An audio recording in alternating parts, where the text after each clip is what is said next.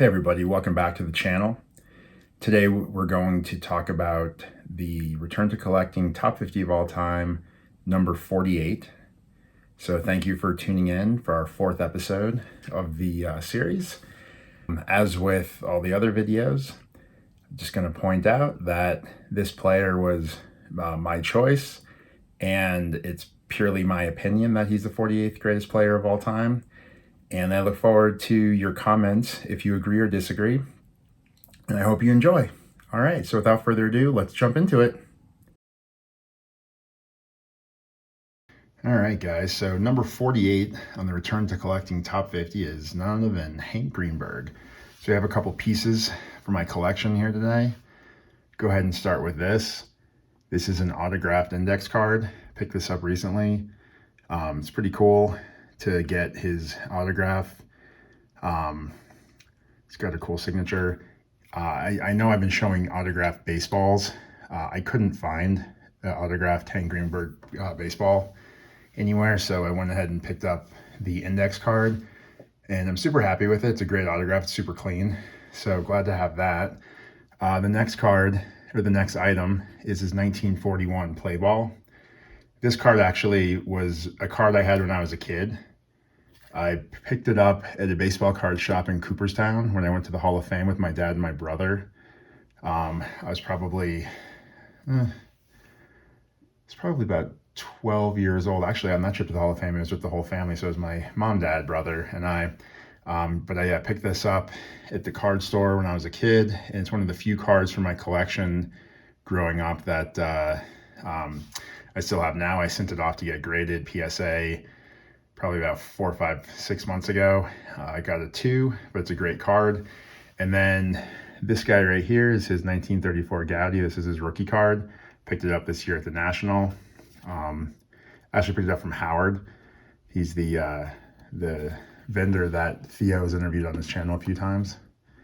So those are the pieces in the collection for Hank Greenberg. So why did he make the list? Well, he was an incredible hitter. He was born on New Year's Day, 1911 in New York City.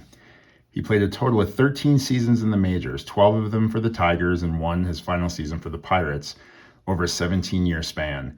He didn't play from 1942 to 1945 due to his service in the Army Air Force during World War II. He was the first Major League Baseball player to enlist in the military in World War II. I believe he enlisted either the day that Pearl Harbor was attacked or the day after. He struggled with injuries 3 more of his seasons.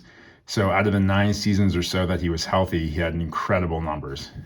Over these healthy seasons, he averaged 121 runs per season, 182 hits per season, 43 doubles, and 40 home runs per season, as well as 147 RBIs per season. He led the league in runs in 1938 with 143. He led the league in doubles twice, including 63 in 1934. He led the league in home runs 4 times, including 58 home runs in 1938, and RBIs 4 times, including 184 RBIs in 1937. So at the time, in 38 and 37 and 38, he was within striking distance of breaking the all-time RBI record, and at the time, the all-time home run record. He led the league in home runs and RBIs in the same season 3 times, but he never won a Triple Crown, even though in 2 of those seasons he hit .328 and .340. His career numbers were impressive for playing so few seasons. He had 1,046 runs scored, 1,628 hits, 379 doubles, 331 home runs, 1,271 RBIs, and he had a career batting average of a .313. His .605 slugging percentage puts him 6th all-time behind only Babe Ruth, Ted Williams, Lou Gehrig, Jimmy Fox, and Barry Bonds. So not bad company there. His 1.017 OPS also puts him 6th all-time behind the same crew. He was a 2-time MVP in 1935 as a first baseman and in 1940 as an outfielder. So he was the first player to actually win 2 MVPs at different positions. He was a 2-time World Series champ and a 5-time All-Star. He was elected to the Hall of Fame in 1956. In his final season with the Pirates, he was tasked with mentoring a young Ralph Kiner. Greenberg worked with him on his swing. Kiner went on to lead the league that year in home runs with 51 and continued to lead the league in home runs for the next 7 straight seasons. Wow, that's some pretty solid mentoring.